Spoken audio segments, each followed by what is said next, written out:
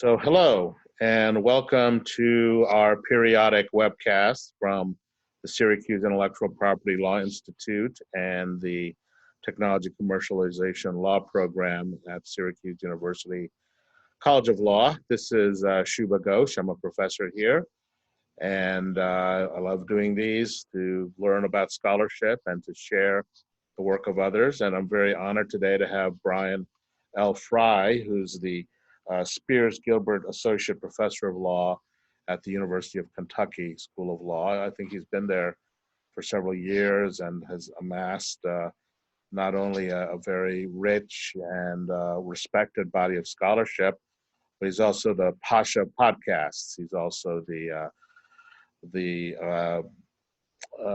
producer, director, creator of Ipsa Dixit, which I will put a link to in the comments section below. And I hope everybody probably already knows about it, but I hope everybody does listen to that podcast. So welcome, Brian. He'll be speaking about an interesting book chapter entitled A Stolen Poem of St. Moling. And this is a book chapter in the forthcoming Forgotten Intellectual Property Lore volume that I'm editing for Elgar as part of the Creativity Law and Entrepreneurship book series we have there. And so we've had previous authors present, and very happy and kind of humbled to have Brian here. I'm not going to live up to his podcasting skills, so I'm going to try to have him do most of the talking, but I will ask questions because there's a lot of very interesting things going on in this paper as well as in Brian's scholarship more broadly. So, Brian, who is St. Moling and who stole his poems? Right. Well, so I think actually this particular paper benefits from maybe a little bit of backstory because I think I've been told it's somewhat unusual for copyright law scholars to delve into medieval Irish history and early Irish hagiography. And so how I got from copyright scholar to hagiographer is maybe a tale worth recounting. So like so many exercises in legal scholarship, and certainly the ones that showed up in this book and the previous project you sponsored on forgotten intellectual property cases, this project really grew out of an observation that, something is wrong in the scholarship, right? I saw something that really bothered me, that people kind of quoted or referred to a lot, but that just fell off. Right, I felt like what people were saying just didn't seem like it was true to any reasonable understanding of what was taking place. And specifically, that referred to a particular anecdote about St. Columkill, who was sort of the third of the triumvirate of kind of core Irish saints. They call them the Trias Thaumaturga. So it would be St. Bridget, St. Patrick, and St. Columkill, who's a little less well known in the United States, but a really big deal in Ireland.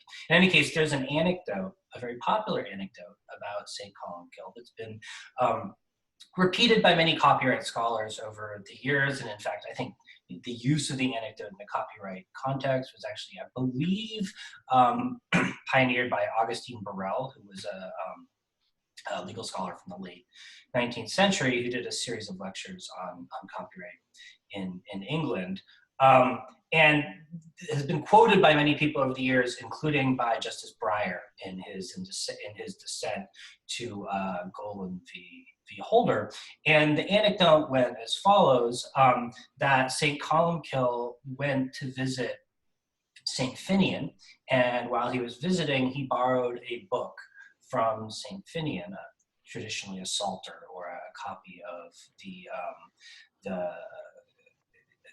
a psalter attributed to Gregory.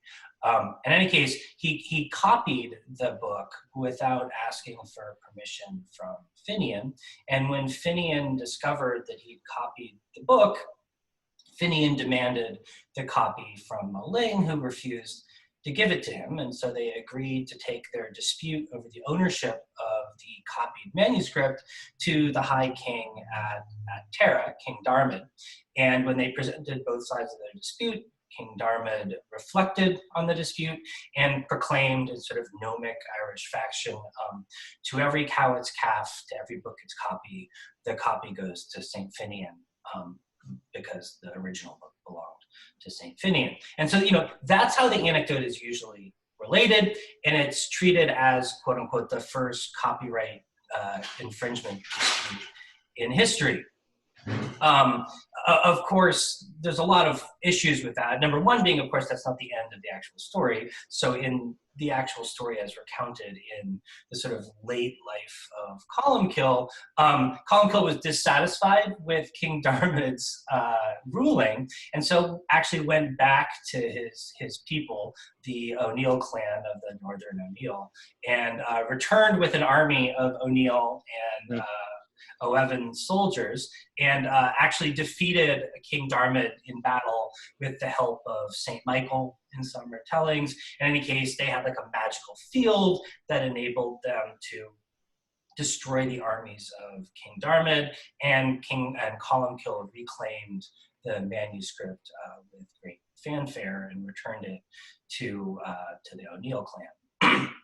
So on one level, part of the story is actually left out. On another, right, there's actually no, and this is sort of broadly acknowledged, but not really explicitly sort of grappled with, is that there's no basis for thinking that anything about this story had any kind of basis in that historical fact. And so part of my project was I sort of researched the sort of development of the story in question over a long period of time. And so like the earliest stories, the earliest recounting of the life of St. Columbkill, who lived in the 7th century, was actually written by the successor of his abbey, St. Adamnan, and that was written, well, arguably written by Adamnan. In any case, the manuscript in question, the original text, dates to the 8th century or 9th century. So there's really early retellings of the life of St. Columbkill, as well as kind of scattered retellings in a range of different sources, and he was a very important figure in early medieval Irish history.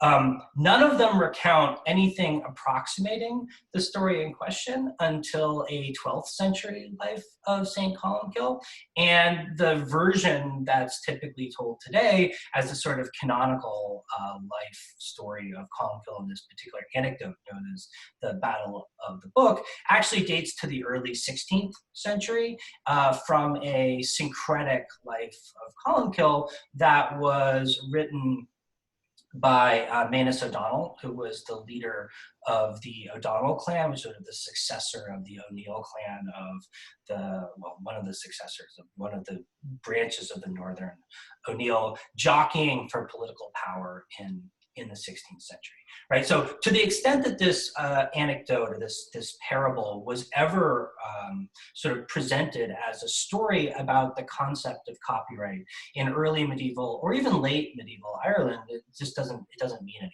right? That's not how it was intended, and it's not how it was meant when the story was originally told. In fact, the contention I make in another paper is that it's really a political anecdote, intended to convey information sort of through metaphor about the political relationships between the various parties, and specifically to tie O'Donnell, who created and actually signed his name to the 16th century life, back to St. Columbkill himself, and specifically to a manuscript called the An Cahach, or the Battler, which was a manuscript that was traditionally attributed to Columbkill himself, so supposedly written by Columbkill himself, which was owned by the O'Donnell clan and kept in a bejeweled cúndach, or book shrine, right? And so this magical talisman, at least if it were used in the correct way,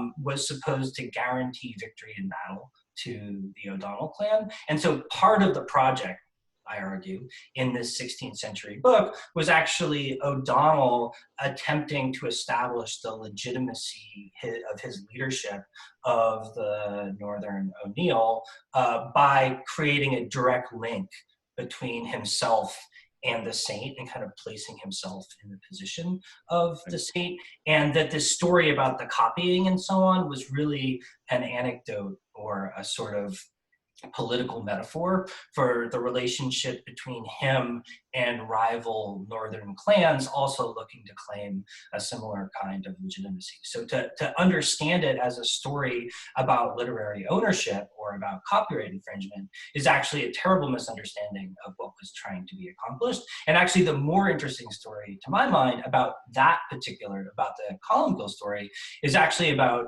O'Donnell's 16th century claim to authorship and therefore kind of literary ownership of the life of St. Columkill that he had compiled, rather than the claim to the underlying manuscript and text itself. So the anecdote is actually not the interesting, to my mind, literary ownership story. It's actually a different story that people have missed. So this project kind of grew out of that, because as I worked on that project, I started talking to historians of medieval Ireland, and specifically people who are working with these hagiographies, and of course, as you can imagine, it's a relatively hermetic group or insular group of people. And one of them recommended to me that I check out the story of Saint Moling as well. So Moling is even a lesser known saint in the United States than Columkill was, but he's a really important saint for the people of Leinster, for the Leinster kind of group of people in Ireland. So that's sort of like the southeastern section of Ireland is called Leinster, and each Brian, do you want me to show some of the graphics you had? Will that help? Sure, yeah, if you bring up the map, that might be helpful. Yeah. Let me do that. And here's a text, I think, right, that you referred to earlier. Yeah, this text relates to the Moling story, so we'll get to the meaning of that in a second. Yeah. Here's a map. I hope people can see it. Viewers can see it, but yeah. So here you can see a map that reflects, broadly speaking, the political geography of medieval Ireland, showing the different clans and where their sort of historical location was. So here's this Leinster, exactly right. So southeastern Ireland, and Moling was sort of the core saint for the people living in Leinster, sort of their patron saint, as it were. So there is a life of Moling, which recounts a series of anecdotes about his life, some of which are pretty strange and amusing, and I recount some of them in the paper. But in the interest of brevity, I'll jump to the real story here, which is drawn from a text called the Barama or Barava, which is sort of like one of the foundational stories of the people of Leinster, and it's a very traditional kind of it's a cattle tax story. So it's a story about a dispute between the people of Leinster and the High King of Ireland, which grew out of a bad deed, essentially a sort of a two-timing action in the vein of like an old murder ballad, in which the King of Leinster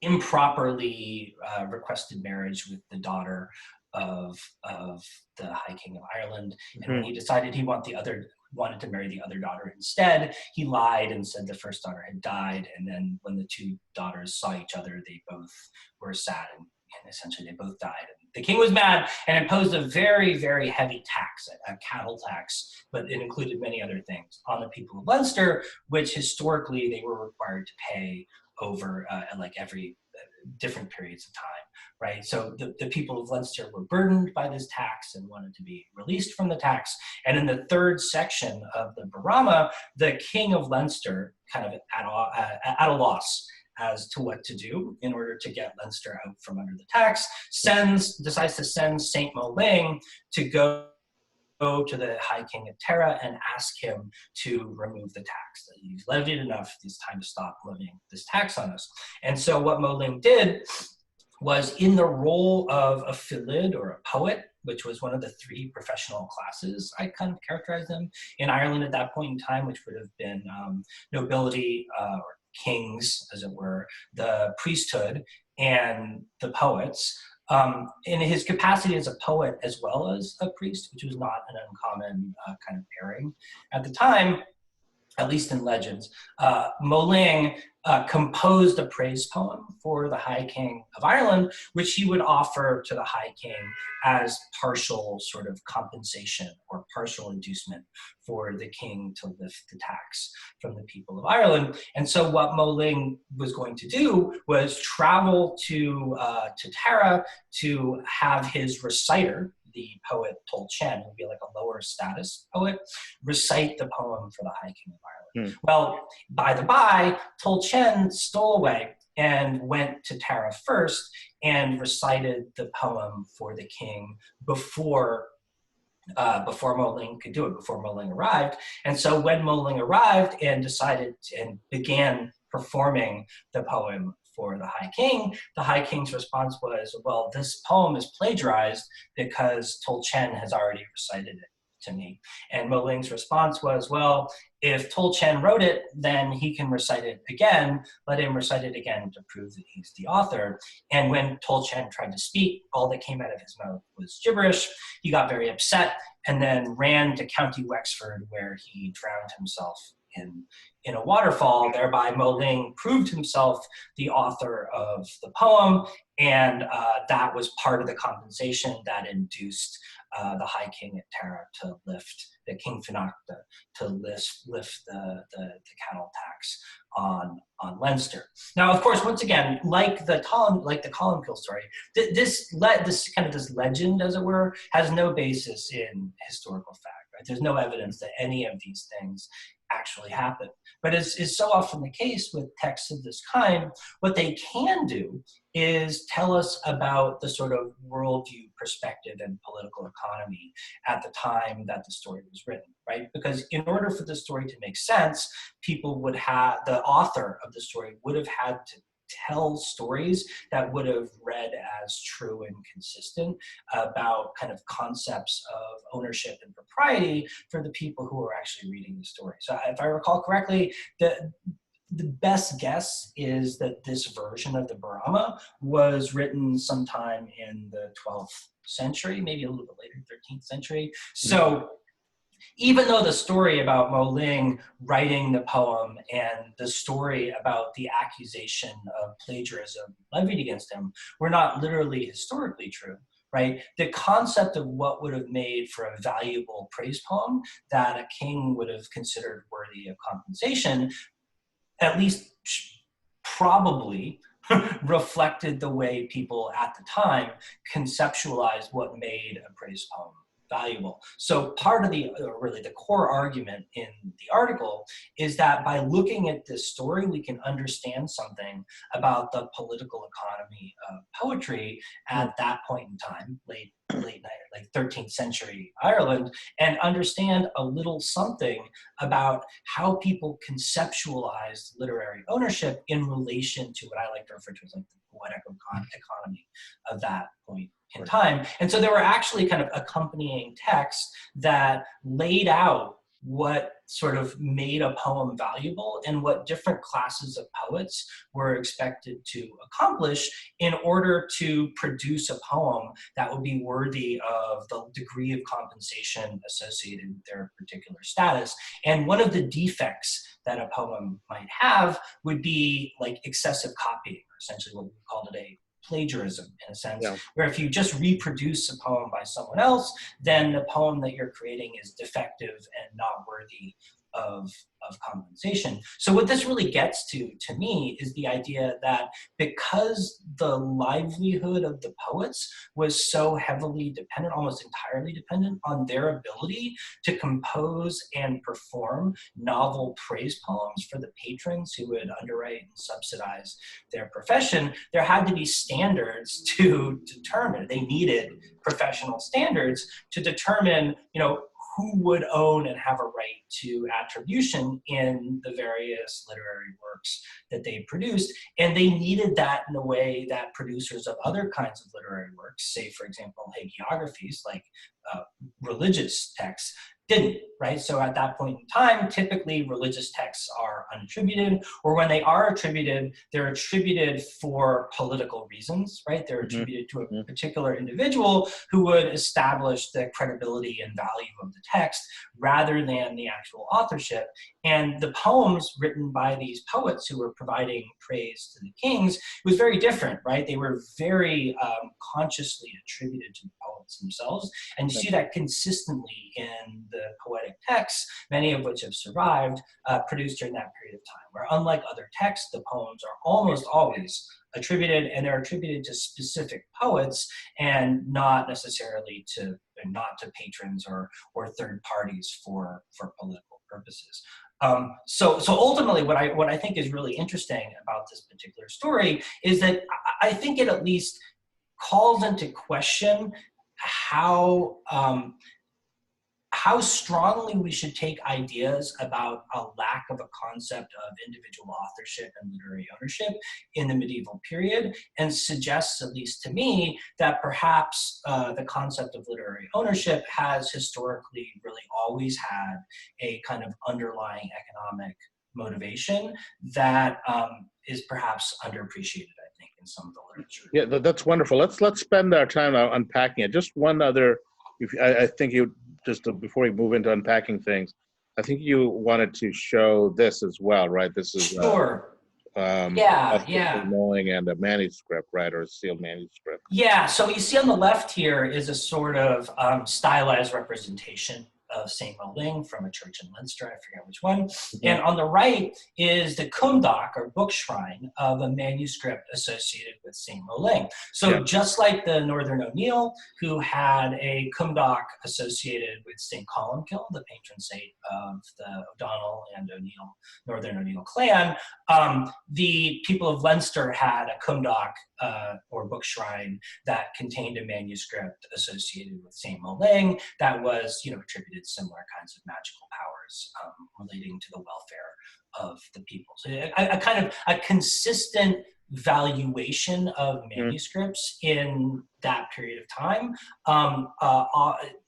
at least the theory that people have is that these manuscripts created a sort of historical tie between the saint and between the patron saint and the clan or group of people. So these would not be exactly like relics. Would it be? Would it be like ear of Saint Stephen or something, or the hand?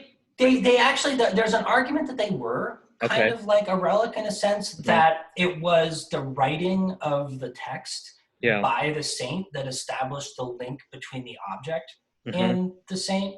And the reality is that, the texts that were included were actually quite old indeed. So the Ankahach, the text that was found actually in the cumhdach that belonged to the O'Donnell clan, is actually, if I recall correctly, the oldest surviving manuscript in Ireland. And it does in fact date probably to the late 7th or early 8th century. So it actually was a manuscript that was preserved in that cumhdach for, millennia, right? And it wasn't actually removed from there until the early 19th century sometime. So it stayed in the cumhdach for a long time. So the manuscript, it looks like from this one, I mean, just correct me, of course, but were the manuscript displayed in any way, or? No, the cumhdachs were locked, and actually, so there was actually a legal dispute about the Ankahach, the battler, the one associated with Columkill. So when it was rediscovered, after having been deposited in a French monastery and then recovered by the descendants of the O'Donnell clan, the owner at one point in time gave it to a researcher to check out. And the researcher actually opened because no one knew exactly what was in it. It had been closed for 1,000 years. And so the researcher actually opened the cumhdach and removed the manuscript from inside. And the owner of the object brought a legal action against him for essentially violating the rules of ownership of the cumhdach, that it was never to be opened. But now both the manuscript and the Cumdoc are in Irish, I think the Royal Irish Academy and one of the, I forget exactly where they're located, but they're in museums in Ireland.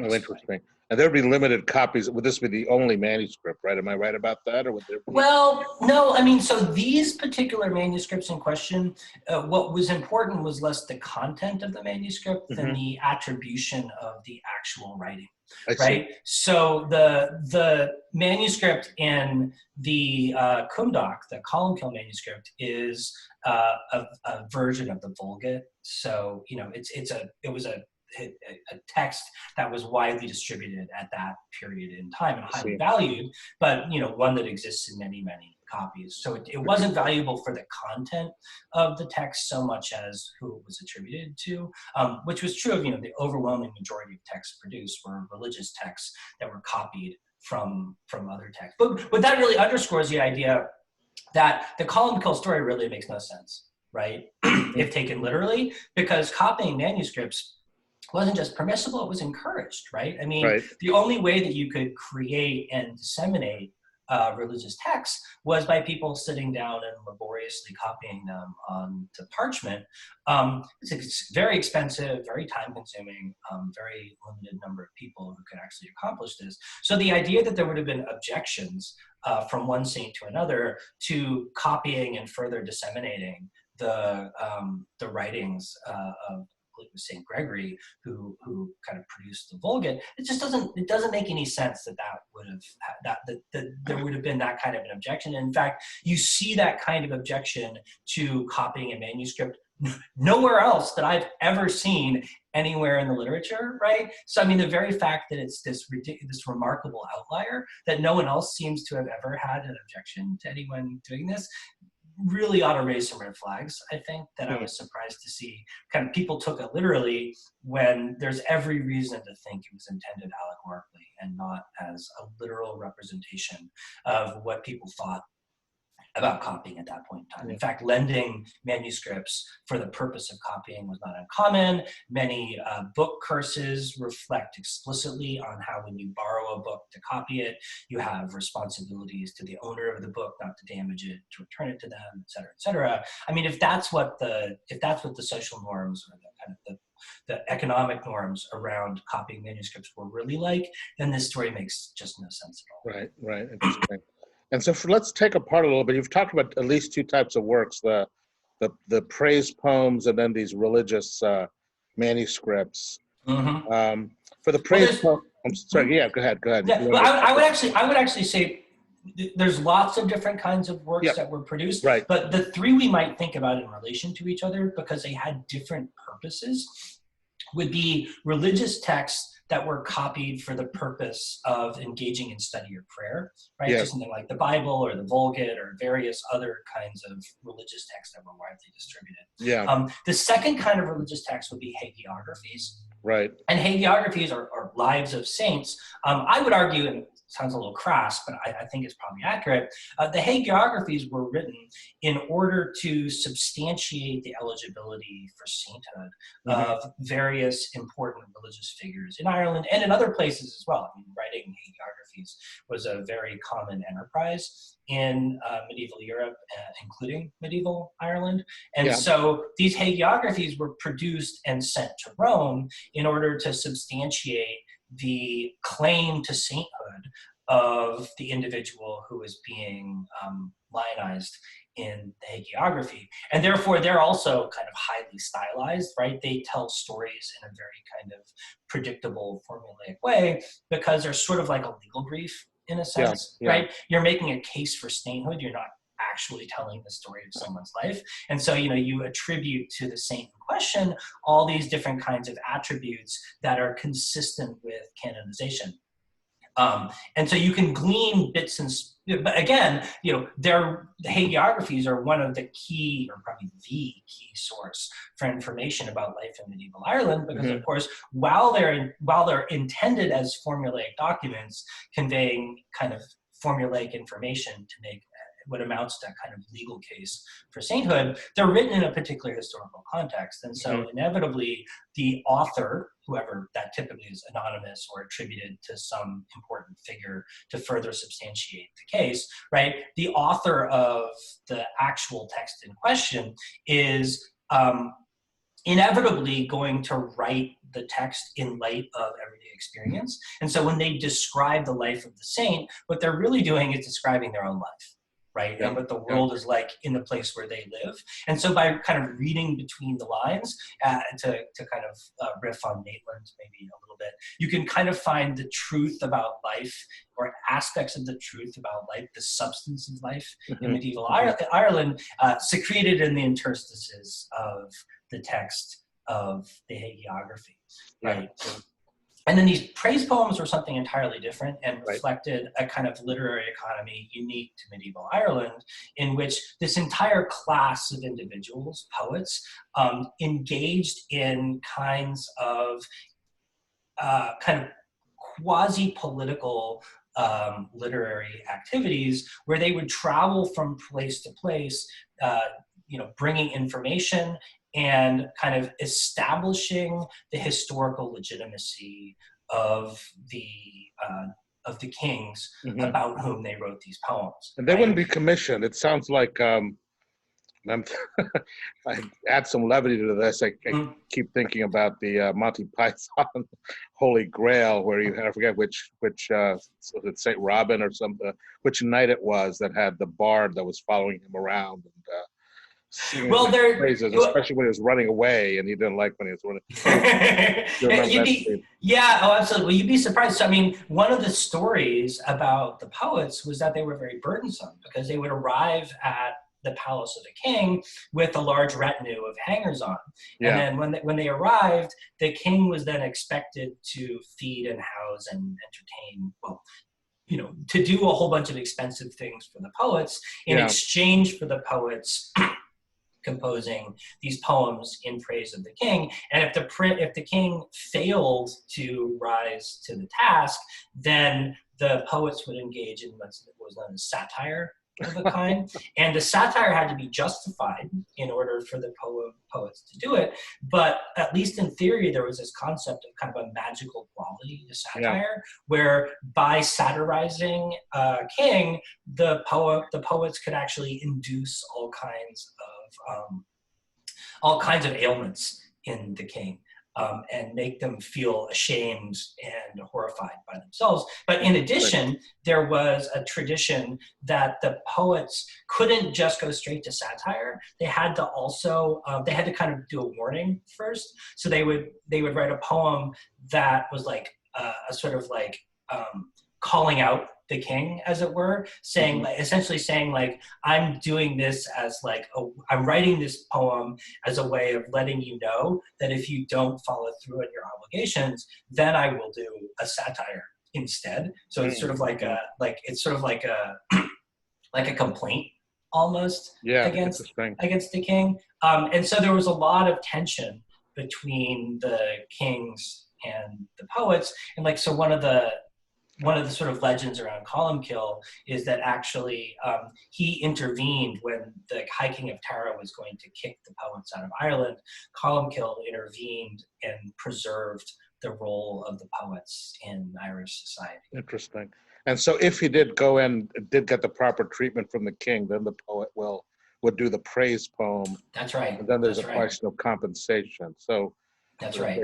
So that's another aspect of. There's so much here that we could unpack. Obviously, the rich economy, especially how it developed, and you wonder why the king, if you start getting into satire, why the king doesn't just do the Red Queen thing, off with your head type of stuff. Yeah. Well, so this the king as well. So. Yeah, well, so this is a project that really kind of fit into a broader interest that I have in the sort of political economy of plagiarism. Yeah. So, I mean, I think that as scholars, there's a tendency to actually think quite ahistorically about plagiarism and what plagiarism norms are intended to accomplish. And we typically tell plagiarism stories in the key of ethics. Right? Yeah. And so, the stories we tell about plagiarism are about, responsibility to readers and responsibility to the historical record and the appropriate norms of the profession, et cetera, et cetera. I'm really inclined to look at history, at plagiarism, and more than that, the history of plagiarism through the lens of political economy. Right, So right. kind of the bigger project I'm working on right now is an economic history of plagiarism, Hmm. starting in classical Greece and then moving forward to the contemporary That's moment. fascinating. Yeah, yeah, that's great. Yeah, I want to and get this back to will that. fit into that, Yeah, obviously. let's get So, back to that in a minute, and I'd like to hear more about that. I know the readers, the listeners would as well. But I want to take a little part this issue of compensation, though, right? Because I assume the reason that you had these objective standards that you talk about a little bit. I think you talk about the scholars. What was it? The scholars primer or something. mhm, The yeah, exact title that you get. I want to talk a little bit about yeah. that because there's some interesting language of that that you quote. But these creation of these objective standards, and we compare it to something like modern contract law, right, where we have these satisfaction clauses. I mean, so there are these cases in contract law where you have personal services contracts, and there are disputes about what satisfaction means, whether it's a subjective or objective standard. I guess these don't fit clearly into those because those are later cases, obviously. But you wonder why wasn't just this purely a subjective standard? So were there, at what moment in time did the king just say, nice poem, here's a chicken or whatever it might be, here's You some white know, oxen, and then it becomes a dispute over how much they should be compensated.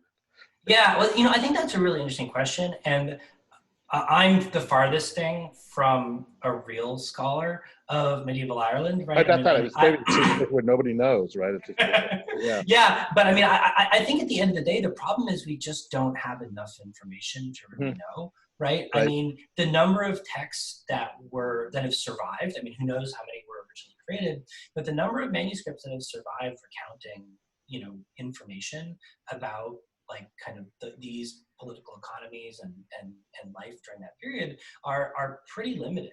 Um, and so, I think what we can do is say that at particular points in time, particular expectations existed, but the sort of development of those expectations over time is a little yeah, unclear. Now, yeah, we can point to poems produced at different points in time and reflect on the relationship between those poems and what later norms might have been. And we can see a kind of highly formalized poetic practice very early in Irish history, right? So, I mean, one of the earliest, if not the earliest, records of the life of Columkill was actually in a praise poem written for him shortly after his death in, I believe, the 7th century, which actually predates the life of Columkill attributed to Donlan. And it takes a very similar kind of highly stylized kind of, they called it like the old Irish way of writing, which was actually very difficult for people in the later medieval period to read and understand. And so we can see a kind of highly formalized practice relatively early. Now, was it subject to the same formalized expectations? I mean, who knows? Those developed at right, some right. point in time. They may have developed in different ways at different points in time. But it is really interesting that in the poet's primer, the poet's handbook, my Irish is terrible, or Septa Etches, Yeah, something like that. The text laid out sort of what was acceptable and unacceptable kind of formal expectations of a poem, but also different classes of poets right. who were entitled to produce different kinds of poems and entitled to expect different levels of compensation depending on the nature of the poem that they were able to create. In other words, it was a very regimented profession where Mhm. you could rise through the ranks by satisfying different kinds of criteria. And as you became, more skilled and higher ranked within the profession, your capacity to make demands increased accordingly. Yeah. Was And it gilded? Was the profession gilded, or was the? And I use the word profession liberally mm, here. It seems, but it wasn't like that, right? These are norms like that. no, Yeah. yeah, I mean, I my sense is that Irish society was not as heavily formalized at that point. It was Yeah. very, very local. And most people didn't travel. So one of the things that was sort of unique about the poets is that they were one of the few classes in Irish society that traveled from one location to another and were permitted to do that socially.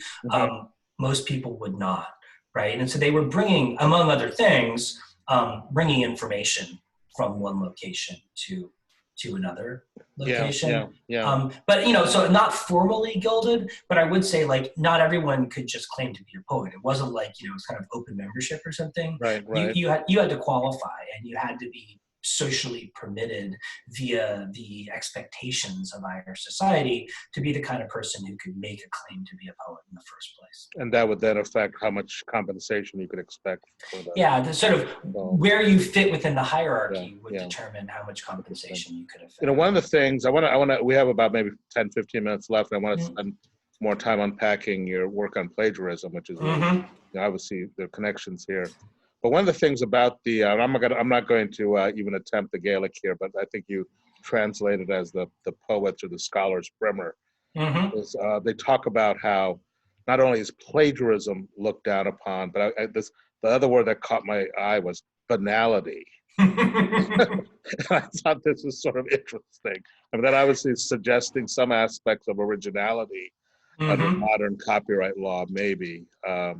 Maybe all software is banal. So therefore, I kept thinking about Google versus Oracle a little bit there. Yeah. Banal. I'm not going to get any protection. But was there some? What did that mean exactly? What is? I mean, we're unpacking a translation from the Gaelic here, but it talks about plagiarism and banality as something. Yeah, I think it's kind of hard to know, right? I mean, obviously, these translations are at best an approximation, right? So even the use of the term plagiarism is, of course, ahistorical in a sense, right? I mean, you know, I and others have translated that particular kind of criticism as plagiarism because the word seems to capture at least some of what we would put into the basket that we call plagiarism today. I think the same is true of banality, right? Our modern concept of what is banal is surely sort of wildly different from what might have been meant in, you know, 13th century Ireland. And so it's hard to place ourselves within the literary context we're writing. I mean, honestly, to modern ears, many of these writings are, you know, incomprehensible. Would you want to show one of the writings? I mean, I think. Sure. Well, I included in the PowerPoint the praise poem that Moling supposedly wrote for Finocta. And of course, the irony here, of course, is that in the context of the Barama, this is a praise poem attributed to Moling that was surely written by someone other than Moling. But because it wasn't a real praise poem, it was not necessarily, it didn't have to be attributed to the actual author. And so this is a rough translation of what the praise poem actually looked like. Interesting. I mean, I guess there's a lot of banality here, and some I don't want to dismiss it, but I mean, it's interesting, and obviously in the Gaelic, it's probably a lot more interesting a poem than. I mean, it's a very obviously, you know, the sound of the words matters a lot, and it's hard to kind of translate these poems directly, especially because of the nature of the poetic economy and the highly formalized nature of the expectations placed on poetry. I think it makes it that much harder to translate, and especially to translate into a modern context, because they were so highly formalized. You know, and so the expectations around the syllabic structure and the vocabulary and the rhyme, et cetera, was so highly developed that it just made them that much more complicated in a formal sense, I think, to really convey what was going on. And in addition, they were often, at least at some points in time, were written in a very kind of highly stylized, highly formalized, very archaic language as well. And that's the other thing that struck me about your paper and about this this time period. we keep referring to them as poems, but they really were musical, right? They were Mhm. songs. So that when we're looking at this aspect of plagiarism or banality, whatever it might be, we're, I mean, to, again, be anachronistic about this, not just simply looking at the words, the literary work, but also the musical composition. I mean, were these also highly stylized as far as the musical composition? Did they have to fit into a Yeah, particular scan? And if you're scanning the poem or whatever it might be? that I really don't know. Yeah, I really don't know. And I don't know enough about the performance. And I'm not sure that in general we know enough about the actual performance to say. I mean, they're recorded primarily as text. And there's not, yeah, as of far as I course, know, a yeah, lot of information about how they were actually presented in yeah. practice. But there wouldn't have been musical notation necessarily then. I don't know what that would be, but Yeah, not I that get the I'm, sense that these were meant to be sung. I mean, I get this sense of I, close I line would, between poetry and music. You know? yeah, I would be surprised if they weren't, much along the Yeah, lines of poetry in classical Greece and Rome. Yeah. yeah, yeah. Right. This is fascinating. I mean, there's so much here. We've got about 10 minutes left, less than 10 minutes left. Let me Mm. let's now showcase your work on plagiarism. So how, you know, one of the themes that comes across here is the relationship between authority. I mean, we use the word authorship, but authorship has its pedigree in the modern sense from this notion of authority. We talk about authorized editions of works, and certainly when you're talking about the praise poems, I mean, at the background of all of this is the authority of the crown and even the authority of the church, and you know, as well as the authority of the poet. I mean, is that a right way of looking at it, or how would that fit into your views of plagiarism and how they connect to, you know, notions of political economy?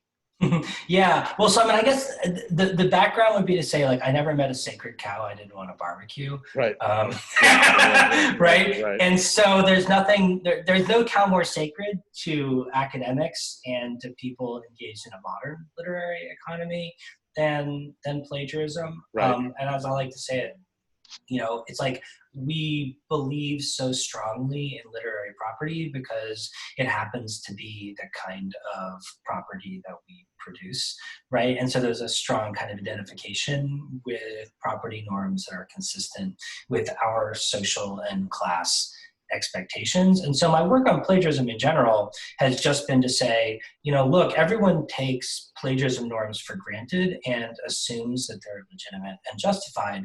And yet refuses to ever kind of ask themselves why they're legitimate or Right. why they think they're justified in any meaningful way. And so the idea behind the projects was to kind of take a step back and say, look, what are we really doing when we do plagiarism norms, and what are we really trying to accomplish and why?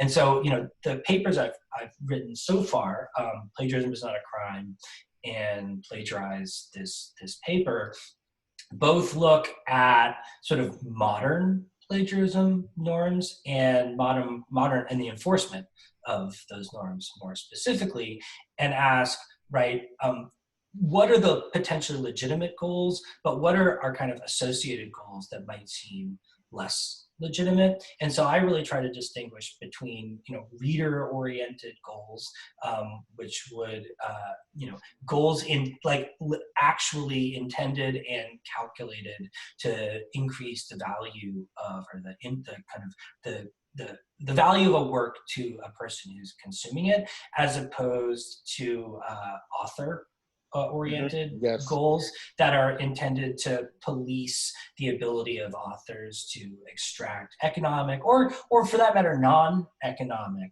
Yeah. value Yeah. Yeah. from the works in question. And, you know, to the extent that the, you know, the academic gift economy is largely a non-economic economy, I think plagiarism norm, as my argument is that plagiarism norms developed in large part in order to enable authors working in these kinds of gift economies or partial gift economies to internalize some of the positive externalities associated with authorship that would not otherwise be protected by copyright, which is, you know, at least on its face, a very kind of self-consciously economic way. Right. So the idea behind copyright, at least arguably, and as articulated by the courts and by the statute, is primarily, if not exclusively, to enable authors to internalize some or all of the economic value associated with the work in question. But copyright kind of disclaims any interest in kind of non-economic reputation-based value, although,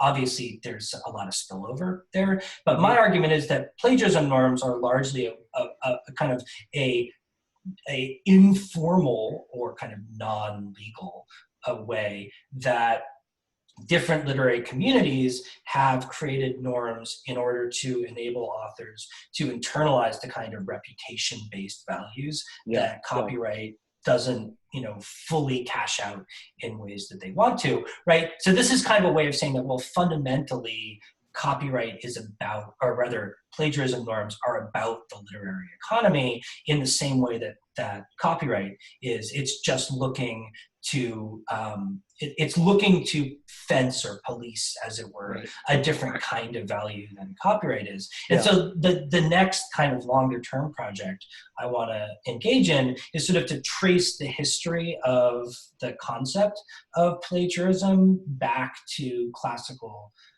Greece. And so there's some really interesting kind of early anecdotes around kind of quasi-plagiarism accusations among some minor classical Greek philosophers.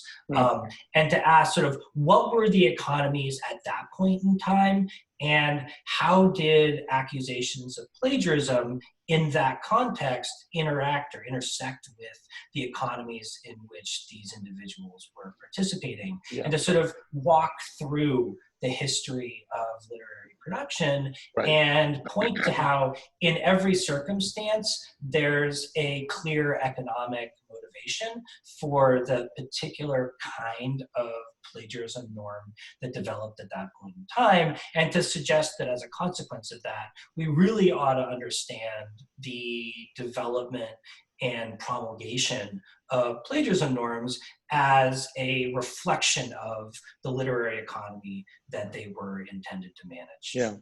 Now, tied to that is just, I would add some notions of institutional legitimacy, right? And we have plagiarism norms in the university because the university has some legitimacy that it wants to maintain. We have plagiarism norms that come up in publishing because that institution, and that's clearly tied to kind of the economic authority that's needed. I mean, it's really a lot to unpack here. I look forward to reading your future work and potentially podcasting it as well. So it's exciting. Yes. Yeah. So anytime. Yeah, no, thank you, Brian. Do you have any final words? Or really appreciate your joining us, and encourage all listeners to tune into Ipsa Dixit and to look for Forgotten Intellectual Property Lore that'll be coming from Elgar later this year, and to look at Brian's extensive scholarship. Yeah, well, thanks so much, Shuba. It's been a real pleasure being on your show today. I encourage listeners to check out this paper, which is available on SSRN. I'll have a follow-up paper that details the column kill story in excruciating fashion. It's presented in a limited form in the Moling paper, but the actual column kill paper has a lot of additional detail for people who are interested in medieval Irish literary production and history, and always interested in any comments people might have, and stay tuned for future work on the intersection of literary ownership, plagiarism, and history. Thank you. Send along a link, and I'll put it in the comments section below. So thanks again, and everybody stay safe. Bye. Hey, bye-bye.